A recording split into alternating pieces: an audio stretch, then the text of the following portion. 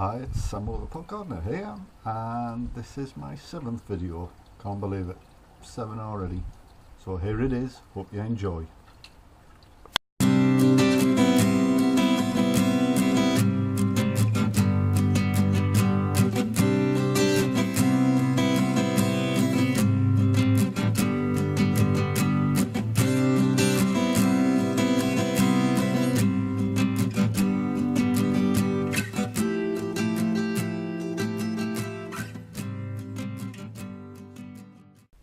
Hi, Sammo here.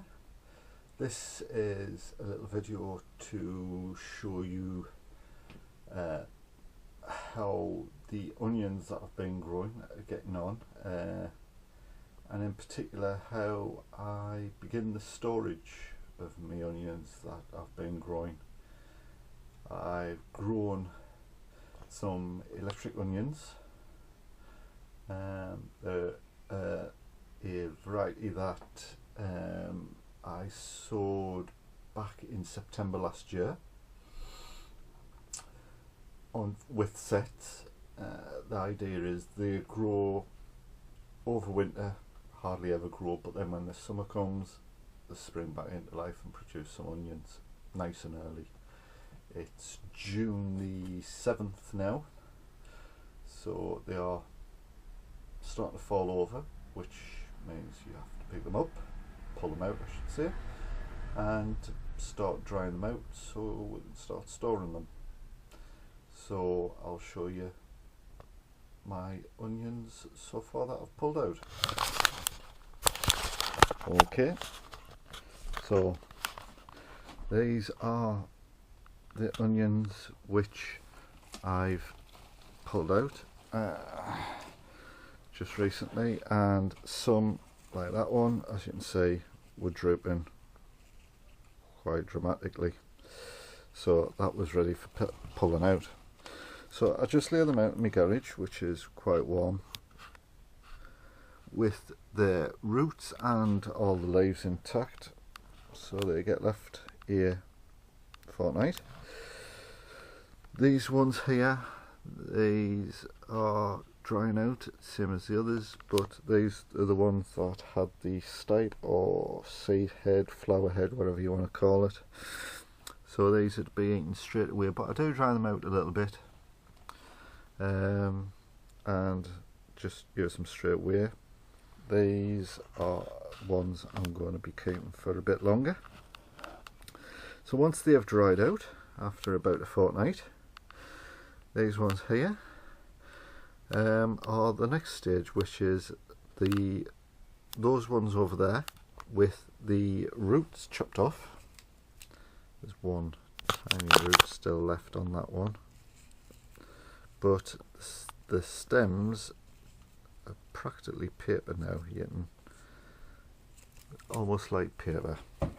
So I chop them off, I give them a bit of a stem still remaining on them, because when I hang them I weave them in amongst some string. I'll show you that on a later video when I come to do it, but you need a bit of a stem on them. They will get trimmed once they're hanging, so you won't have all that still left, but you need something to work with, so I'll leave about 3-4 inches still on them to work with. So they'll get dried for a little bit longer, I would say about another week until, so these stems that, well, some of them are still sort of quite thick. They are drooping, but they are still thick, so that ones like that still need to be dried out a little bit longer, maybe another week, and then I'll start hanging them. As I say, I'll show you the video of that as and when I do them. So that's how I dry out my onions in the garage where it's warm, helps them dry out. This is a seed I'm trying out. It's a melon called Ogun, how you pronounce it. Watched a program called the Big Allotment Challenge, and they grew what these look like, and they looked absolutely gorgeous, so I thought I'd try them.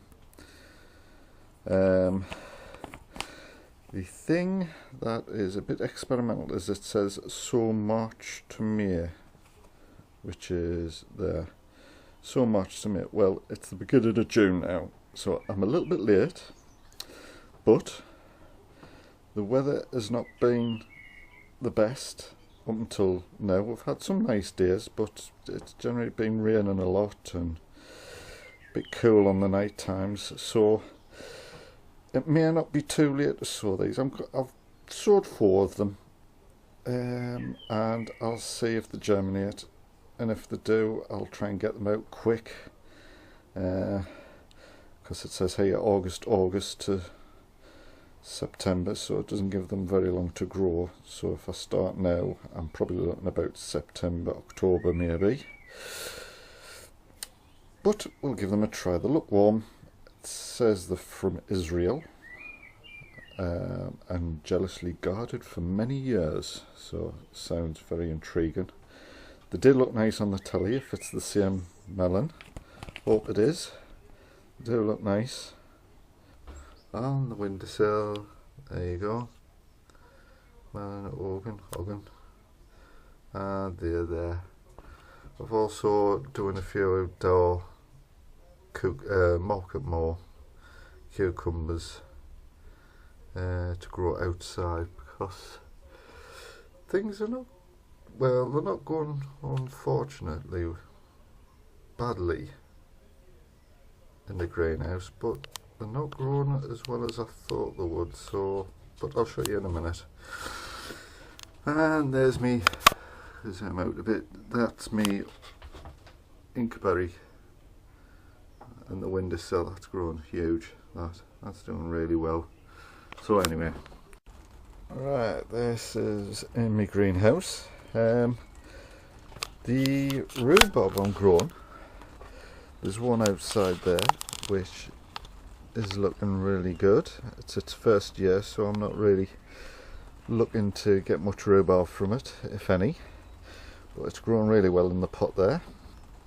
The pot next to it, which is there, had another one like that one, red champagne I think the variety is not doing very well. I don't know if it's a poor bit of root and it's not happy doing well, so that might be dying off. So I decided to try another variety, because they say variety is the spice of life, so I'm trying another variety. So these are seeds, early reds they're called.